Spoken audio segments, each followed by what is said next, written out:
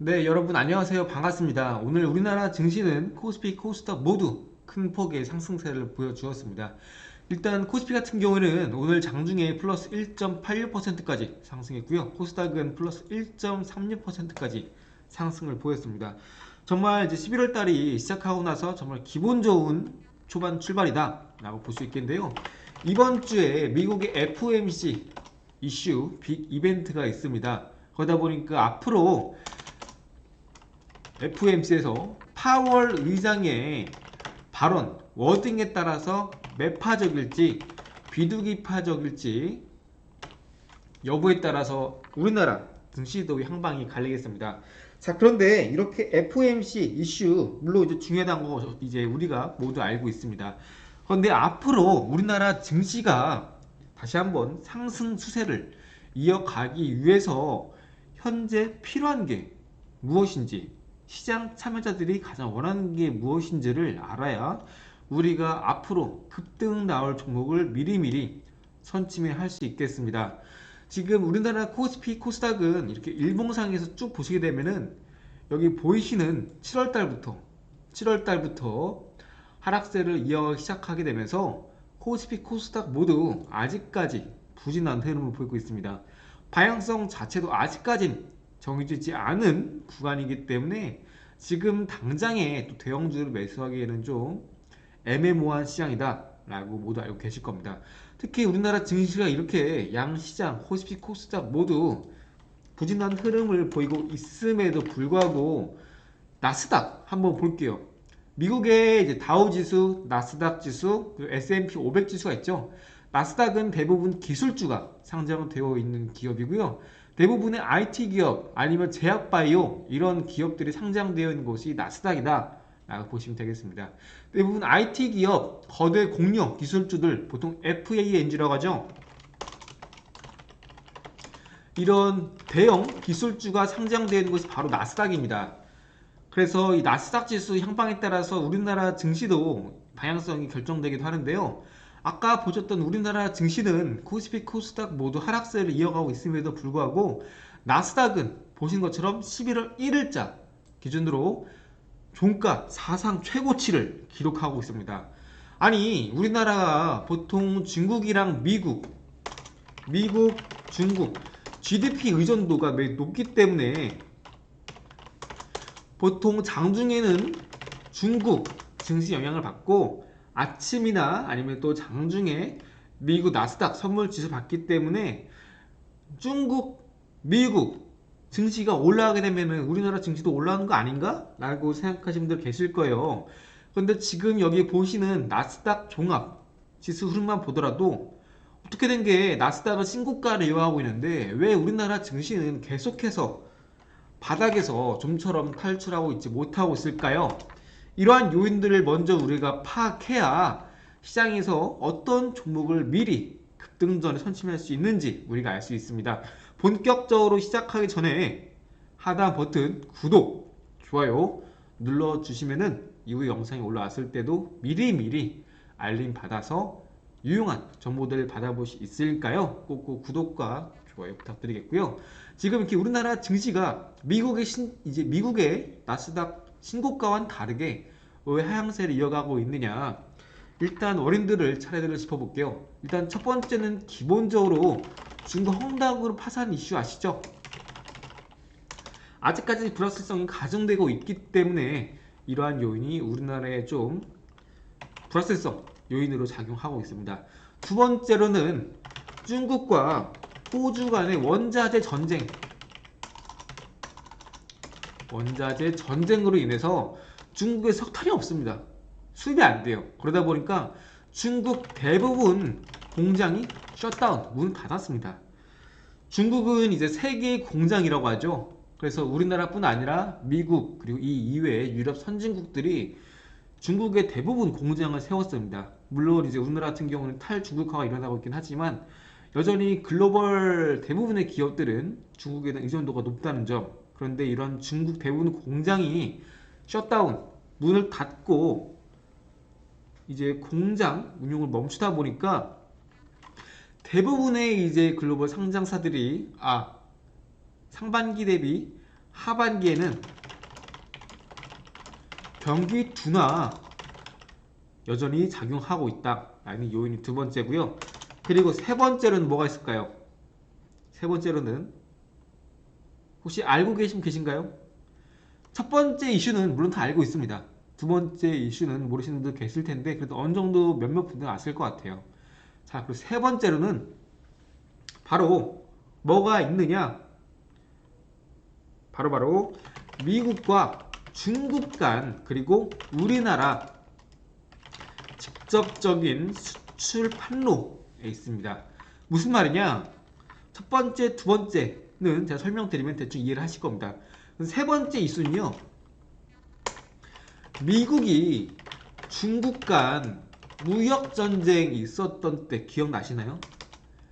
중국은 미국에서 대두 거의 수입 1위 국가입니다. 그런데 반대로 미국이 중국에서 수입하는 것은 기껏 해봐야 최근에 가장 핫했던 히토류 정도 될 것 같아요. 중국 같은 경우에는 자국 내에서 히토류, 그러니까 전 세계 생산량의 80%가 중국에서 발생합니다. 쉽게 말씀드려서 미국은 대부분 수출 수입이 중국 의존도가 별로 높지가 않습니다. 그런데 우리나라 같은 경우에는 중국에 대한 의존도가 매우 높습니다. 그런데 또 반대로 우리나라는 미국과 중국에 대한 GDP가 매우 높다가 말씀드렸었는데 보통 중국에 대한 GDP 의존도가 37% 그리고 미국이 17% 정도를 차지합니다. 우리나라 기준으로요. 우리나라. 그렇기 때문에 우리나라는 중국과 미국 모두 영향을 받습니다. 그렇죠?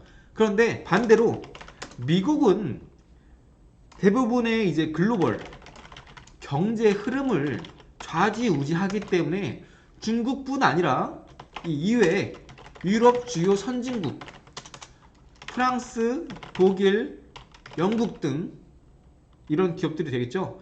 그래서 보통 이제 미장이 열리기 전에 이렇게 프랑스나 독일, 영국, 이탈리아 이런 이제 유럽 증시가 먼저 열리면서 이러한 유럽 증시의 흐름, 방향성, 상승, 하락 여부에 따라서 미국 증시도 같이 영향을 받습니다.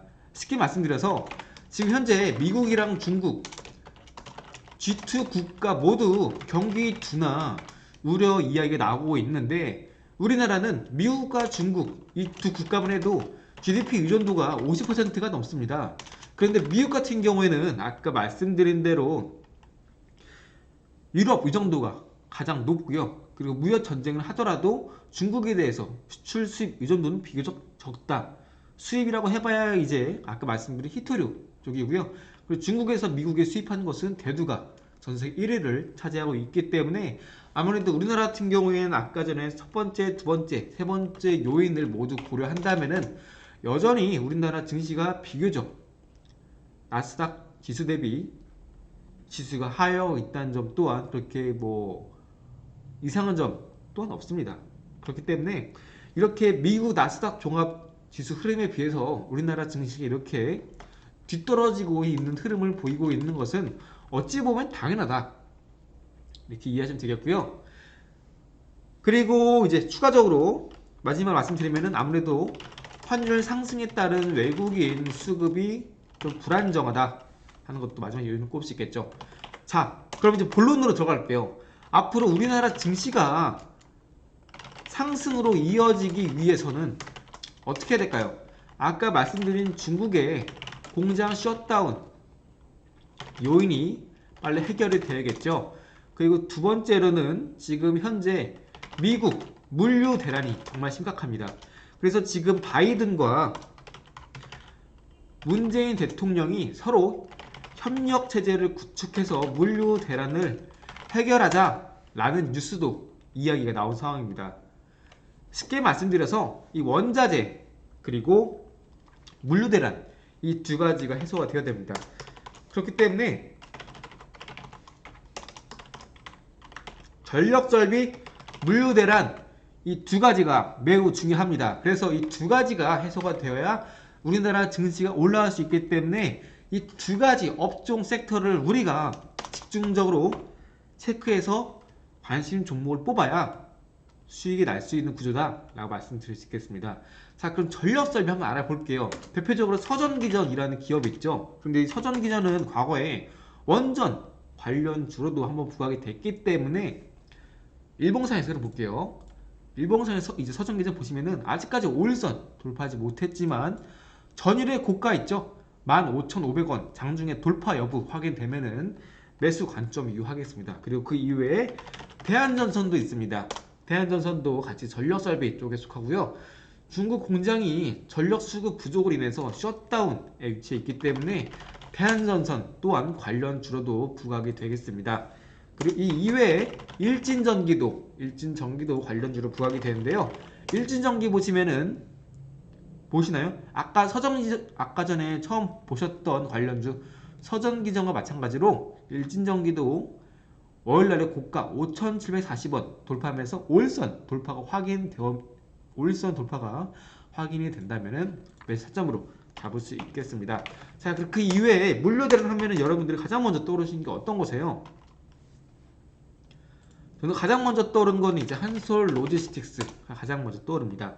그래서 물류대란 하면 한솔 로지스틱스 이 종목 이외에 또 많습니다. 초록뱀 컴퍼니라는 기업도 물류대란 관련주로 엮이는데요. 오늘 초록뱀 미디어 급등 나왔죠? 시청하신 분 축하드리고요. 이 이외에 태용로지스도 물류대란 관련주로 엮입니다. 이 이외에 3일 그리고 유성 TNS 등등도 물류대란 관련주로 분류가 됩니다. 자, 그래서 쭉 말씀드리면 한솔로지스틱스, 초록뱀 컴퍼니. 근데 초록뱀 컴퍼니 이미 어느 정도 저점에서 급등 나왔기 때문에 좀 리스크가 있겠죠. 태용로직스 아직까지 저점에서 오르지 않은 관련주입니다. 그리고 3일 마찬가지고요. 저점에서 일봉상 120선 지지하면서 반발 매수 나와주었기 때문에 현재 물류대란 모멘텀이 유효하다라는 가정하에 다시 한번 상승이 나올 수도 있겠지만 이 3일 같은 경우에는 과거에 정치 테마로 한 번 더 급등이 나와 주었던 일이 있기 때문에 가능하시면 아까 말씀드린 초록뱀 컴퍼니 3일은 조금 더 후순위로 보시는 게 좋겠고요. 그리고 여기 보이고 계시는 이제 유성 TNS도 물류대란 관련주로 분류가 되고 있습니다. 그래서 만약에 여러분들 매매를 하신다면은 초록뱀 컴퍼니 3일 제외한 한솔 로지스틱스, 태용 로직스, 유성 TNS 이렇게 물류대란 관련주로 매매하신다면은 충분히 무난한 수익이 나실 것 같고요. 전력 설비로는 이제 서전기전, 대한전선, 일진전기 관련주로 분류될 수 있겠습니다. 이 이외에도 관련주가 정말 무수히 많습니다. 특히 아까 전에 말씀드린 여기 서전기전 중에서 전력 설비 무슨 주가 더 있냐라 말씀드리면은 뭐 한전산업도 있고요. 뭐 보성파워텍도 있고요. 대부분 과거에 원전 이슈로 급등을 보인 기업들도 전력 설비 쪽에 해당이 되기 때문에 여러분들이 이 부분 같이 체크하셔서 아직 안 오른 기업은 이 기업이구나 체크하셔서 꼭 미리미리 오르기 전에 체크하셔서 꼭 수익 내셨으면 좋겠습니다. 자, 오늘 영상은 여기서 마치고요. 영상 도움이 되셨다면 구독과 좋아요 부탁드리겠고요. 자, 이후에도 이 관련주 중에서도 유망한 종목 있다면 다시 한번 유튜브로 찾아뵙도록 하겠습니다. 미리미리 구독, 알림 설정 부탁드립니다. 감사합니다.